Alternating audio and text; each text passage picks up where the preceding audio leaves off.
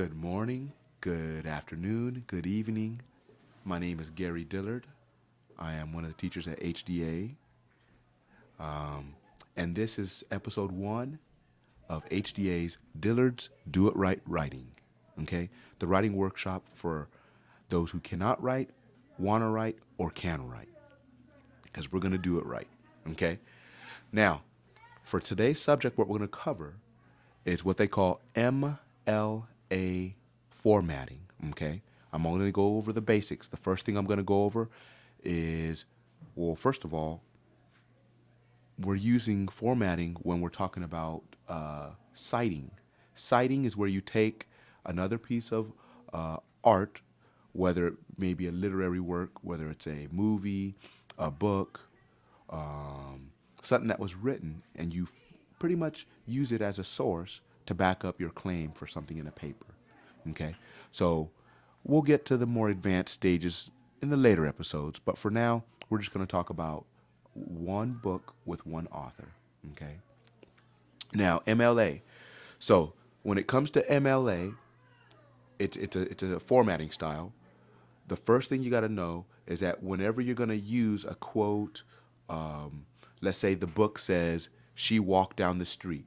Well, you have to, since you took that directly from the book, you have to put quotation marks at the beginning and at the end of the quote that you use.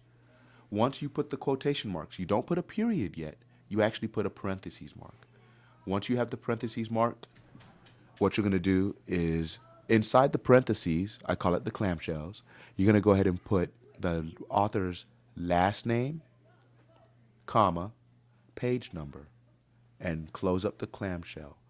Okay? So once again, what you do whenever you're going to use a direct words from the book, and you're not going to change them, you have to give credit, and this is how you give credit: by putting the quote, then make sure that the quote is inside quotation marks, parentheses, last name, comma, page number. Now, if you find a part in the book that's just way too long to quote word for word, and for some reason you decide that you want to summarize what's going on that page, then what you can actually do is write your summary. You don't need quotes because they're your words. And then at the end of your words, you don't put the period yet because you're not done. You have to do the clamshells once again, or shall I say the parentheses. So you put the parentheses, last name, comma, page number, and then the closing parentheses, then the period. Okay? So those are the two main ways that people basically cite when they're using MLA. Okay?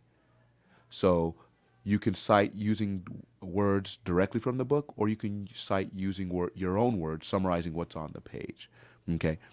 Now, the third thing I want to talk to you guys about is, okay, if Mr. Smith wrote this book and I decide to cite him, how do I know which book he wrote? Well, when you finish your essay, what you're going to make is what they call a reference page or a reference list.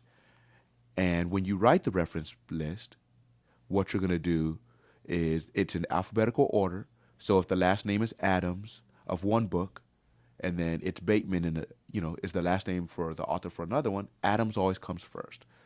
Okay? So the first thing you would do is you would go in the center of the page, write the word reference list, hit enter, and then go to the far left, and that's where you would start your reference list. So the first thing you would type would be the last name of the author, and then after you write the last name of the author, you need to write the first name. So it goes last name, comma, first name, period. So then after that, you need to write the title of the book, and then after the title of the book, you need to write where it was published, the publishing company, the year it was published,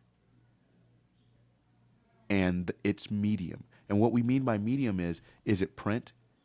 Is it a movie? Is it an electronic document? If it is something that's written, then you want to put print. And for most cases, since we're just starting out, that will be your medium, is print. So we've discussed 2 ways to cite and your reference list. Not bad. So now you're ready to go out and do your MLA formatting, and you're ready to do citing. Do some citations, and you're ready to go. If you have any questions, I'll make sure that I put a tutorial in there for you a little bit later. But for now, you're good to go. And that's Mr. Dillard signing off.